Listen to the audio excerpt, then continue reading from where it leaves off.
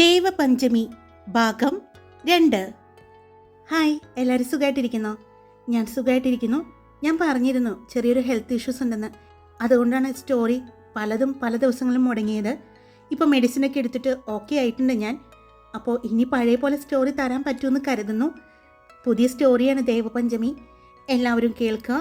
എൻ്റെ എല്ലാ സ്റ്റോറികളും നിങ്ങൾക്ക് ഇഷ്ടപ്പെടുകയാണെങ്കിൽ ലൈക്ക് ചെയ്യാനും ഹൈപ്പ് ചെയ്യാനും ഒരു വാക്ക് അതിൽ കമൻ്റായിട്ട് കുറിക്കാനും മറക്കല്ലേ. അപ്പോൾ പോകാം വീഡിയോയിലേക്ക്. പിന്നെ അവരെന്നെ കാണാൻ വന്നപ്പോഴാണ് പറയുന്നത് ഞാനും ശ്രാവണും ആയിട്ടുള്ള വിവാഹം അവർ തീരുമാനിച്ചു എന്ന്. എൻ്റെ കോളേജിലെ അവസാനത്തെ എക്സാം കഴിഞ്ഞ് അന്ന് അവർ കൊണ്ടുപോകാൻ വരുമെന്ന്. അത് കഴിഞ്ഞ് 3-ാമത്തെ ദിവസം വിവാഹം. അങ്ങനെയാണ് പറഞ്ഞത്. അതുകൊണ്ടാണ് തനിക്കിപ്പോൾ ഇങ്ങനൊരു ഒളിച്ചോട്ടം വേണ്ടി വന്നത്. തനിക്ക് പെട്ടെന്നൊന്നും അവരെ എതിർത്ത് നിൽക്കാൻ പറ്റില്ല. അതിന് സമയം വേണ്ടി വരും എന്ന് അവൾക്കറിയാമായിരുന്നു. അപ്പോഴേക്കും അവൾ സേലം എത്തി. അവൾ അവിടെ ഇറങ്ങി കോയമ്പത്തൂർക്കുള്ള വണ്ടിയിൽ കയറി. ആ സമയം അവൾ വരദയുടെ ഫോണിലേക്ക് ഒരു മെസ്സേജ് അയച്ചു. അവൾ വരദയുടെ മറുപടിക്കായി അതിലേക്ക് തന്നെ നോക്കി നിന്നു. തിരിച്ച് ഇവിടെ ഒരു കുഴപ്പവുമില്ല എന്ന് പറഞ്ഞ് വരദയുടെ മെസ്സേജ് സെൻഡ് ചെയ്യുമ്പോഴാണ് ഹോസ്റ്റലിൻ്റെ മുന്നിൽ ഒരു വലിയ കാറ് വന്ന് നിന്നത്. ആ കാറ് കണ്ടതും അവൾ തിരിച്ചറിഞ്ഞു. കാരണം ഇതിനു മുമ്പ് അവർ ഹോസ്റ്റലിൽ വന്നപ്പോൾ ഈ കാറിലാണ് വന്നത് എന്ന് അവൾ ഓർത്തു. അങ്ങനെ ഒരു വരവ് അവൾ പ്രതീക്ഷിച്ചിരുന്നത് കൊണ്ട് തന്നെ അവൾ പെട്ടെന്ന് തന്നെ അവർ കാണാതെ വേഗം റൂമിലേക്ക് പോയി. പിന്നെ വേഗം കയ്യിലുണ്ടായിരുന്ന ഗ്ലിസറിൻ എടുത്ത് കണ്ണിൽ തൂത്തു. ചുണ്ടിന് നിറം വയ്ക്കാൻ മേടിച്ചതാ ഗ്ലിസറിൻ, പക്ഷേ ഇങ്ങനെയെങ്കിലും ഉപകാരം ഉണ്ടായല്ലോ. അവൾ കണ്ണാടിയിലേക്ക് നോക്കിക്കൊണ്ട് പറഞ്ഞു. പിന്നെ ഒരു വിരൽ ഗ്ലിസറിൻ കുപ്പിയിലേക്ക് ഒന്ന് മുക്കി. കുറച്ചുകൂടി കണ്ണാടി തൂത്തുകൊണ്ട് എന്തൊരു നീറ്റല ഈ സാധനത്തിന്. സിനിമാ നടിമാരെയൊക്കെ സമ്മതിക്കണം. ഏറ്റവും കൂടുതൽ ഇത് വേണ്ടത് സീരിയൽ നടിമാർക്കാണല്ലോ. എന്തു കരച്ചില കരയുന്നത്. ഇനി കണ്ണിന്റെ കാഴ്ച എങ്ങനെ പോകുമാവോ. കണ്ണ് ചിമ്മി തുറന്നുകൊണ്ട് അവൾ പറഞ്ഞു. കരഞ്ഞുകൊണ്ട് താഴെയുള്ള മേടത്തിന്റെ അടുത്തേക്ക് വന്നു. അവിടേക്ക് കയറുന്നതിന് മുമ്പ് അവൾ ഒന്നുകൂടി പുറത്തേക്ക് നോക്കി. അവർ 2 പേരുണ്ട്. ഒരാൾ പുറത്തിറങ്ങി ഫോണിൽ സംസാരിച്ചു കൊണ്ട് നിൽക്കുകയാണ്. അതാണ് ശ്രാവൺ എന്ന് അവൾക്ക് കണ്ടപ്പോൾ തന്നെ മനസ്സിലായി. പിന്നെ വന്നിരിക്കുന്നത് നീരജാണ് എന്ന് കണ്ടതും അവൾ വേഗം മാഡത്തിന്റെ റൂമിലേക്ക് കയറി. മേഡം, രാവിലെ ഇവിടെ നിന്ന് പോയതാ ദേവപഞ്ചമി. ഇത്രയും നേരമായിട്ട് വന്നിട്ടില്ല. അമ്പലത്തിൽ പോവുകയാണ് എന്ന് കരുതിയത് എന്നുമെല്ലാം അവൾ മേഡത്തോട് കരഞ്ഞു പറഞ്ഞു. അവർ കയ്യിലെ വാച്ചിലേക്ക് സമയം നോക്കി. സമയം 10 മണി കഴിഞ്ഞു. ഫോൺ വിളിച്ചു നോക്കിയോ? അവർ ചോദിച്ചു. ഒരുപാട് തവണ വിളിച്ചു, ഫോൺ എടുക്കുന്നില്ല. സ്വിച്ച് ഓഫ് എന്നാ പറയുന്നത്. നമുക്ക് പോലീസിനെ അറിയിക്കാം എന്നെല്ലാം അവൾ പറഞ്ഞു. അവൾ ഇടം കണ്ടിട്ട് പുറമേക്കുള്ള വാതിലിന്റെ അടുത്തേക്ക് നോക്കി. മേഡം അപ്പോൾ തന്നെ ഫോൺ എടുത്ത് ആരെയോ വിളിക്കുന്നത് അവൾ കണ്ടു. ഫോൺ വെച്ച് കഴിഞ്ഞതും ആ കുട്ടിയുടെ ബാഗ് അവിടെയുണ്ട് എന്ന് നോക്കിയോ? ഇനി നാട്ടിലേക്ക് പോയതായിരിക്കുമോ? അവർ ചോദിച്ചു. മേഡം, അവളുടെ ബാഗ് ഇവിടെ തന്നെ ഇരിക്കുന്നുണ്ട്, അവൾ പറഞ്ഞു. പിന്നെയും അവർ ഫോണിൽ ആരെയോ വിളിച്ച് സംസാരിച്ചു. ആ കുട്ടിയുടെ ബാഗ് ഇവിടെ ഇരിക്കുന്നുണ്ട് എന്നല്ലേ പറഞ്ഞത്? നമുക്കൊന്ന് പോയി ചെക്ക് ചെയ്യാം എന്ന് പറഞ്ഞുകൊണ്ട് അവർ അവളെയും വിളിച്ചുകൊണ്ട് അവരുടെ റൂമിലേക്ക് പോയി. അവിടെ ചെന്ന് ദേവപഞ്ചമിയുടെ ബാഗെല്ലാം പരിശോധിച്ചു. അവന്മാരിതെന്താ വരാത്തത്? എൻട്രൻസിന്റെ ഭാഗത്തേക്ക് ഇടയ്ക്കിടെ നോക്കി അവൾ. ഗ്ലിസറിന്റെ എഫക്റ്റ് കഴിഞ്ഞുവെന്ന് തോന്നുന്നു. കണ്ണീരും വരുന്നില്ല, അവൾ സ്വയം മനസ്സിൽ പറഞ്ഞുകൊണ്ട് വീണ്ടും ഡ്രസ്സിംഗ് ടേബിളിനടുത്തിരിക്കുന്ന കുപ്പി കയ്യിലെടുത്തു. മേഡം കാണാതെ അത് തുറന്നു. അതിൽ നിന്നും കുറച്ചുകൂടി കയ്യിലേക്ക് എടുത്തുകൊണ്ട് കണ്ണിലേക്ക് തേച്ചു. ഞാൻ നോക്കിയതാ മേഡം, അതിൽ നിന്നും ഒന്നും കിട്ടിയില്ല. അവളുടെ ഡ്രസ്സുകളും സാധനങ്ങളും മാത്രമേ അതിലുണ്ടായിരുന്നുള്ളൂ. ഇതിപ്പോ എപ്പോഴാണ് മോളെ ആ കുട്ടി ഇറങ്ങിപ്പോയത്? നമ്മളാരും കണ്ടില്ലല്ലോ, അവർ ചോദിച്ചു. ഇന്നലെ രാത്രി പറഞ്ഞിരുന്നു രാവിലെ അമ്പലത്തിൽ പോകുമെന്ന്. അതുകൊണ്ടാ രാവിലെ എഴുന്നേറ്റ് കാണാതായപ്പോൾ എനിക്ക് സംശയമൊന്നും തോന്നിയില്ല. അതുകൊണ്ടാണ് ഞാൻ ഇത്രയും സമയം കാത്തു നിന്നത്, ബ്രേക്ക്ഫാസ്റ്റ് പോലും കഴിക്കാതെ. അപ്പോഴേക്കും ഒരു കുട്ടി വന്നു. മേഡം, താഴെ ദേവപഞ്ചമിയുടെ വീട്ടിൽ നിന്നും ആളുകൾ വന്നിരിക്കുന്നു. ആ പെൺകുട്ടി പറഞ്ഞതും അത് കേട്ട് അവരുടെ മുഖത്ത് ഒരു ഞെട്ടലായിരുന്നു. അവർ അടുത്തു നിന്ന് വരദയെ നോക്കി. ഇനിയിപ്പോ നമ്മൾ എന്താ അവരോട് പറയുക മേഡം? എനിക്കറിയില്ല, എൻ്റെ ദേവ എന്നെല്ലാം പറഞ്ഞ് അവൾ കരയാൻ തുടങ്ങി. നീ കരയാതെ മോളെ, വാ കാര്യം പറയാം എന്ന് പറഞ്ഞുകൊണ്ട് അവർ മുന്നിൽ നടന്നു. അവൾ വേഗം കണ്ണാടിയിലേക്ക് നോക്കി. ഗ്ലിസറിൻ തേച്ചത് കൊണ്ട് കണ്ണ് ചോന്നിട്ടുണ്ട്. 2-3 പ്രാവശ്യം ഉപയോഗിച്ചത് കൊണ്ടായിരിക്കും കണ്ണിന്റെ തടം കുറച്ച് വീർത്തിട്ടുണ്ട്. ഇപ്പൊ ശരിക്കും കണ്ടാൽ കുറെ നേരമായിട്ട് താൻ കരയുകയാണ് എന്ന് തോന്നും. മുടി ഒന്നുകൂടി കൈകൊണ്ട് പാറിപ്പറപ്പിച്ചിട്ടു. പിന്നെ അത് പതിയെ ഒതുക്കി വെച്ചുകൊണ്ട് അവൾ വേഗം അവരുടെ പുറകെ തന്നെ നടന്നു. അവർ താഴേക്ക് ചെല്ലുമ്പോൾ കണ്ടു വിസിറ്റിംഗ് റൂമിൽ ഇരിക്കുന്ന 2 ചെറുപ്പക്കാരെ. മേഡം, ഞങ്ങൾ ദേവപഞ്ചമിയെ കൊണ്ടുപോകാൻ വന്നതാണ്. ഞാൻ ശ്രാവൺ, അവളെ വിവാഹം കഴിക്കാൻ പോകുന്ന ആളാണ്. 3 ദിവസം കഴിഞ്ഞാൽ ഞങ്ങളുടെ വിവാഹമാണ്. ഇത് നീരജ്, അവളുടെ സഹോദരനാണ്. ശ്രാവൺ പരിചയപ്പെടുത്തി കൊടുത്തു. മേഡത്തിന്റെ മുഖത്തെ ടെൻഷനായിരുന്നു. എന്നാൽ ആ സമയം അവർ അടുത്തു നിൽക്കുന്ന വരദയെ നോക്കി. ഇപ്പൊ നടത്തും, നീ നോക്കിയിരുന്നോ എന്റെ ദേവയെ കെട്ടാൻ, അവൾ മനസ്സിൽ പറഞ്ഞു. അപ്പോഴാണ് അവരും വരദയെ കണ്ടത്. വരദ വീട്ടിൽ വന്നപ്പോൾ കണ്ട് പരിചയമുള്ളത് കൊണ്ട് പഞ്ചമിയുടെ കൂട്ടുകാരി ആണെന്ന് അറിയാവുന്നത് കൊണ്ടും അവളെ അവർ ഒന്ന് നോക്കി. അപ്പോഴാണ് അവളുടെ മുഖം അവർ ശ്രദ്ധിക്കുന്നത്. കരഞ്ഞ് കണ്ണുകൾ വീർത്തിരിക്കുന്നു, കണ്ണെല്ലാം ചുവന്നിരിക്കുന്നു. ഇപ്പോഴും കരഞ്ഞുകൊണ്ടിരിക്കുകയാണ് എന്ന് കണ്ടതും എന്തുപറ്റി മാഡം? ശ്രാവൺ തിടുക്കത്തോടെ ചോദിച്ചു. അത് പിന്നെ ദേവപഞ്ചമിയെ കാണാനില്ല. രാവിലെ ഈ കുട്ടി എഴുന്നേറ്റപ്പോൾ മുതൽ ആ കുട്ടി റൂമിൽ ഉണ്ടായിരുന്നില്ല. ഇയാളോട് രാവിലെ അമ്പലത്തിൽ പോകും എന്ന് ആ കുട്ടി പറഞ്ഞിട്ടുണ്ടായിരുന്നു. അതുകൊണ്ട് ഈ കുട്ടി ശ്രദ്ധിച്ചില്ല. പക്ഷെ സമയം 10 മണിയായിട്ടും കാണാതെ വന്നപ്പോഴാണ് എന്നോട് വന്ന് പറയുന്നത്. ആ കുട്ടിയുടെ ബാഗും സാധനങ്ങളും എല്ലാം അവിടെ തന്നെയുണ്ട്. ഞങ്ങൾ പോയി നോക്കി. അതുകൊണ്ട് തന്നെയാണ് ഈ കുട്ടിക്ക് സംശയം തോന്നാതിരുന്നതും. ബാഗെല്ലാം ഉണ്ടല്ലോ അവിടെ. മേഡം പറഞ്ഞതും അവർ വരദയുടെ അടുത്തേക്ക് നടന്നു. നീ അറിയാതെ അവൾ എങ്ങോട്ടും പോകില്ല, ശ്രാവൺ ദേഷ്യത്തോടെ വന്ന് വരദയോട് ചോദിച്ചു. ഇല്ല ചേട്ടാ, എന്നോട് ഒന്നും പറഞ്ഞില്ല. വിവാഹമാണ്, വരണമെന്ന് പറഞ്ഞു. ഞാൻ പറഞ്ഞിരുന്നു വീട്ടിൽ ചെന്ന് ബാഗെല്ലാം വെച്ചിട്ട് ഞാൻ അങ്ങോട്ട് വരാമെന്ന്. അല്ലാതെ എന്നോട് ഒന്നും പറഞ്ഞിട്ടില്ല. രാവിലെ അമ്പലത്തിൽ പോകും, ഇനി എന്നാ ഇവിടെ വന്ന് ഇവിടുത്തെ ദേവിയെ കാണാൻ പറ്റുക എന്നൊക്കെ പറഞ്ഞു ഇന്നലെ. അവൾ ഇവിടെ ഉള്ളപ്പോൾ മിക്കപ്പോഴും പോകാറുള്ളതാണല്ലോ. അതുകൊണ്ട് എനിക്ക് സംശയമൊന്നും തോന്നാഞ്ഞത്. എന്നോട് അവൾ പറയാതെ എങ്ങും പോകില്ല. അവളോടൊപ്പം എന്തിനും ഞാൻ ഉണ്ടായിരുന്നു. പക്ഷേ ഇത് ഇനി അവൾക്ക് എന്തെങ്കിലും അപകടം. വരദ പറഞ്ഞുകൊണ്ട് അവൾ അവരുടെ മുഖത്തേക്ക് നോക്കി. പിന്നെ കൈകൊണ്ട് മുഖം പൊത്തിപ്പിടിച്ചു. ഇടയ്ക്ക് ഗ്ലിസറിൻ മുക്കി കൈ ഒന്ന് കണ്ണിലേക്ക് പതിയെ തുടച്ചു. അവളുടെ കരച്ചിൽ കണ്ടപ്പോൾ മേഡത്തിന് സങ്കടം വന്നു. ആ കുട്ടിക്ക് അറിയില്ല എന്ന് ഉറപ്പാണ്. കാരണം മുറിയിൽ ആ കുട്ടിയുടെ എല്ലാ സാധനങ്ങളും ഉണ്ട്. ആർക്കും സംശയം തോന്നില്ല. ഇപ്പോൾ 10 മണിയായിട്ടും ആ കുട്ടിയെ കാണാതായപ്പോഴാണ് ഭക്ഷണം കഴിക്കാൻ കാത്തു നിൽക്കായിരുന്നു വരദ. ഇത്രയും സമയമായിട്ടും കാണാതായപ്പോഴാണ് എന്നോട് വന്ന് പറഞ്ഞത്. അവളുടെ ബാഗും സാധനങ്ങളും എല്ലാം അവിടെ ഉണ്ടെന്നല്ലേ പറഞ്ഞത്? അതെ, എല്ലാ സാധനങ്ങളും അവിടെയുണ്ട്. കരച്ചിലിനിടയിലും വരദ പറഞ്ഞു. എനിക്കൊന്ന് കാണണം എന്ന് പറഞ്ഞുകൊണ്ട് ശ്രാവൺ മേഡത്തിന്റെ മുഖത്തേക്ക് നോക്കിയതും, ഇത് ഒരു ലേഡീസ് ഹോസ്റ്റലാണ്. ഇവിടെ പുറമേ നിന്നുള്ള പുരുഷന്മാർ കയറാൻ ഞങ്ങൾ സമ്മതിക്കില്ല. പ്രത്യേകിച്ച് ഇന്ന് എല്ലാ കുട്ടികളും പോകുന്ന ദിവസമാണ്. അവരുടെ പാരൻസും മറ്റും വരുന്ന സമയം. അപ്പോൾ നിങ്ങളിവിടെ കയറുന്നത് ശരിയല്ല, അവർ പറഞ്ഞു. എന്നാൽ ഞങ്ങൾ പോലീസിനെ അറിയിക്കാം. അവർ വന്ന് ചെക്കിംഗ് നടത്തുമ്പോൾ നിങ്ങൾക്ക് പ്രശ്നമാകില്ലല്ലോ. മാധ്യമങ്ങളും അറിഞ്ഞു വന്നോളും. അപ്പോൾ നിങ്ങളുടെ ഹോസ്റ്റലിന് നല്ല പേരും പെരുമയും കുറച്ചുകൂടി കിട്ടും, നീരജ് പറഞ്ഞു. അത് വേണ്ട, നിങ്ങൾ വന്ന് നോക്കിക്കൊള്ളു എന്ന് പറഞ്ഞുകൊണ്ട് അവർ മുന്നിൽ നടന്നു. അവരുടെ പുറകെ ശ്രാവണും നീരജും നടന്നു. രണ്ടുപേരുടെയും മുഖത്ത് ഇടം കണ്ണിട്ട് വരദ നോക്കുന്നുണ്ട്. പിന്നെ കരച്ചിലും. റൂമിലെത്തിയതും ഇതാണ് അവളുടെ ടേബിൾ, പിന്നെ അവളുടെ ബാഗും സാധനങ്ങളും എന്ന് പറഞ്ഞ് വരദ തന്നെ കാണിച്ചു കൊടുത്തു. അവർ അതിലേക്ക് ഒന്ന് നോക്കി. പിന്നെ അവളുടെ ടേബിളിൽ ഇരിക്കുന്ന എല്ലാ ബുക്കുകളും നോക്കാൻ തുടങ്ങി. എല്ലാം നോക്കിക്കഴിഞ്ഞതും അവളുടെ സർട്ടിഫിക്കറ്റുകളൊന്നും ഇതിലില്ലല്ലോ.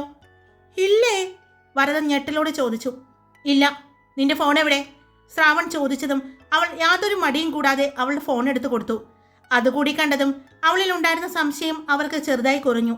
ഈ വാട്സപ്പിന്റെ ലോക്ക് മാറ്റ് എന്ന് പറഞ്ഞുകൊണ്ട് ഫോൺ അവൾക്ക് നേരെ നീട്ടിയതും അവൾ ഫോൺ വാങ്ങി ആ ഫോണിലേക്ക് കൊഞ്ഞനം കുത്തി കാണിച്ചു. അത് കണ്ടതും മേഡവും ശ്രാവണും നീരജും അവളെ നോക്കി. അവൾ അവരെ നോക്കി ആ കരച്ചിലിനിടയിലും ഇളിച്ചു കാണിച്ചു. അത് ഫേസ് ലോക്കാണ്. അപ്പോഴാണ് ശ്രാവൺ അവളുടെ ഫോണിൽ ദേവപഞ്ചമിയുടെ നമ്പറിൽ നിന്ന് വന്ന് കിടക്കുന്ന 2 മെസ്സേജുകൾ കാണുന്നത്. അത് ഇവൾ ഓപ്പൺ ചെയ്തിട്ടില്ല എന്ന് കണ്ടതും അവൻ അവളുടെ മുഖത്തേക്ക് നോക്കി. എന്താ ചേട്ടാ എന്നുള്ള രീതിയിൽ അവൾ അവരുടെ മുഖത്തേക്ക് നോക്കി നിന്നു. മെസ്സേജ് ടൈപ്പ് ചെയ്തിരിക്കുകയാണ്. വരദ, നീ എന്നോട് ക്ഷമിക്കണം. ഞാൻ നിന്നോട് പറയാതെ ഇവിടെ നിന്നും പോവുകയാണ്. ഞാൻ പോവുകയാണ് എന്ന് പറഞ്ഞാൽ നീ സമ്മതിക്കില്ല. എന്തെങ്കിലും പറഞ്ഞ് എൻ്റെ ഈ യാത്ര മുടക്കും. അല്ലെങ്കിൽ നീ എന്നെ കൂടെ കൂട്ടും. അത് നിനക്ക് കൂടി പ്രശ്നമാകും. അതുകൊണ്ട് നിന്നോട് പറയാതെ ഞാൻ പോവുകയാണ്. എന്നോട് ക്ഷമിക്കണം നീ. ഇതായിരുന്നു ഒരു മെസ്സേജ്. പിന്നെ അടുത്തത്, എൻ്റെ വീട്ടിൽ നിന്നും ആളുകൾ അന്വേഷിച്ചു വരും. ഉറപ്പായിട്ടും അവർ നിന്റെ അടുത്തേക്ക് എത്തും.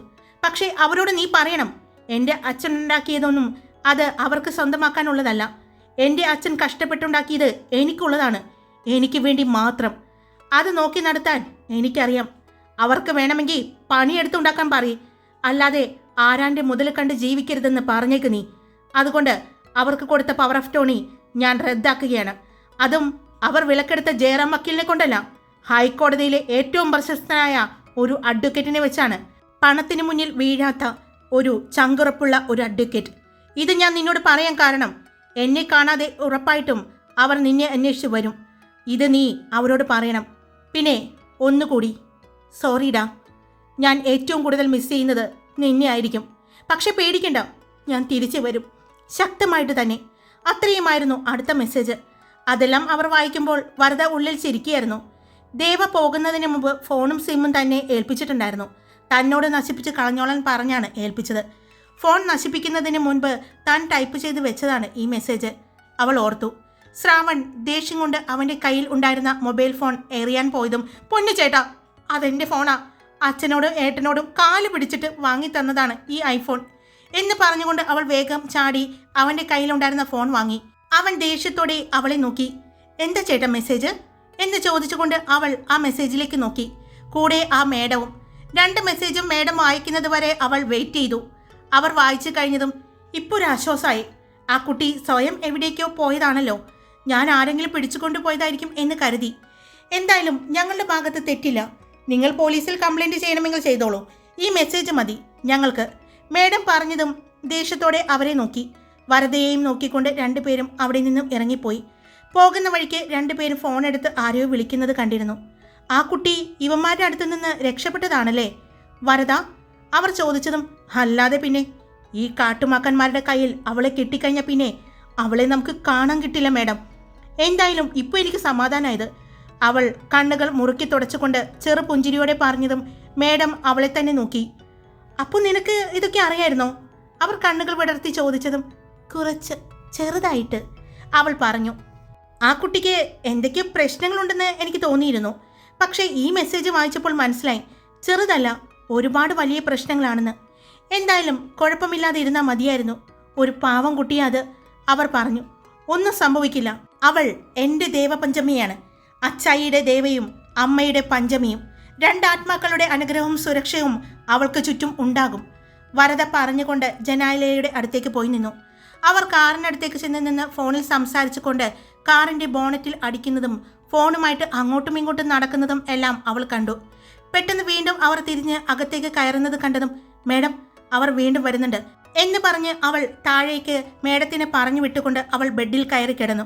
10 മിനിറ്റ് കഴിഞ്ഞില്ല, അവളുടെ റൂമിൻ്റെ വാതിക്കൽ ശ്രാവണിനെയും നീരജിനെയും കണ്ടു.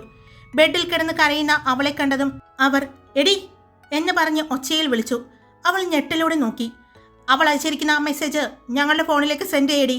ശ്രാവൺ പറഞ്ഞതും, ഇപ്പോൾ അയക്കാൻ ചേട്ടാ. അവളെ കണ്ടെത്തിയ ഞാൻ അന്വേഷിച്ചതായിട്ട് പറയണേ, എന്നെ ഒന്ന് വിളിക്കാൻ പറയണേ.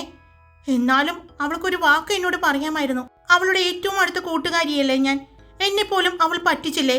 വലിയ സങ്കടം ഭാവിച്ച് അവൾ പറയുന്നത്. അവരുടെ കൂടെ നിന്ന മേഡം കണ്ടതും അവർ അവളെ കണ്ണുമിഴിച്ച് നോക്കി നിന്നു. അത് കണ്ടതും വരദയ്ക്ക് ചിരി പൊട്ടിയെങ്കിലും അവളത് കടിച്ചു പിടിച്ചു നിന്നു. അയച്ചിട്ടുണ്ട്, അവൾ പറഞ്ഞു. അവളെ ഞങ്ങളുടെ കയ്യിൽ കിട്ടുമ്പോൾ വിശദമായിട്ട് ഞങ്ങൾ പറഞ്ഞോളാം, നീ പറഞ്ഞത് മുഴുവൻ. കേട്ടോടി? ശ്രാവൺ പറഞ്ഞുകൊണ്ട് നടക്കാൻ പോയതും ചേട്ടന്മാരെ അവൾ വിളിച്ചതും അവർ അവളെ ഒന്ന് തിരിഞ്ഞു നോക്കി. ഇപ്പോൾ 3 ദിവസം കഴിഞ്ഞ് ചേട്ടൻ്റെയും അവളുടെയും വിവാഹമല്ലേ? നാടടക്കം എല്ലാവരെയും വിളിച്ചിട്ടുണ്ടെന്ന് അവൾ പറഞ്ഞല്ലോ. അപ്പോൾ ഇനി ആ സദ്യയെല്ലാം എന്തു ചെയ്യും? അവൾ ചോദിച്ചതും മേഡം കണ്ണു തുറപ്പിച്ച് അവളെ നോക്കി. ശ്രാവൺ അവളെ ഒന്ന് കനപ്പിച്ച് നോക്കി. പോലീസ് സ്റ്റേഷനിൽ പരാതി കൊടുക്കാൻ പോകുന്നുണ്ടെങ്കിൽ ഞാൻ കൂടി വരാം, ഞാൻ കൂടി പറയാം നിങ്ങൾക്ക് അനുകൂലമായിട്ട്, അവൾ പറഞ്ഞു. നിന്റെ സഹായം ഞങ്ങൾക്ക് വേണ്ട, പക്ഷേ അവൾ പോയതിൽ നിന്റെ സഹായം അവൾക്ക് ഉണ്ടായിട്ടുണ്ടെന്ന് അറിഞ്ഞാൽ പിന്നെ ആരെയും സഹായിക്കാൻ നിന്നെ ഞാൻ ജീവനോട് വെച്ചേക്കില്ല. അവർ പറഞ്ഞതും ശരി എന്ന് പറഞ്ഞുകൊണ്ട് അവൾ അവരെ 2 പേരെയും വീണ്ടും നോക്കി. അവർ അവളെ ഒന്ന് നോക്കിക്കൊണ്ട് അവിടെ നിന്നും ഇറങ്ങിപ്പോയി. അവർ താഴേക്ക് പോകുന്നത് നോക്കി നിന്ന മേഡം അവളെ നോക്കി. മര്യാദയ്ക്ക് അവന്മാർ പോകുമായിരുന്നില്ലേ? എന്തിനാ വിളിച്ചത്? അവരെ ചൊറിയാൻ പോയത്? അവർ ചോദിച്ചു. ഇതൊന്നും പോരാ, ചൊറിയുകയല്ല, മാന്തി കടിച്ച് കീറി വിടണം അവരെ.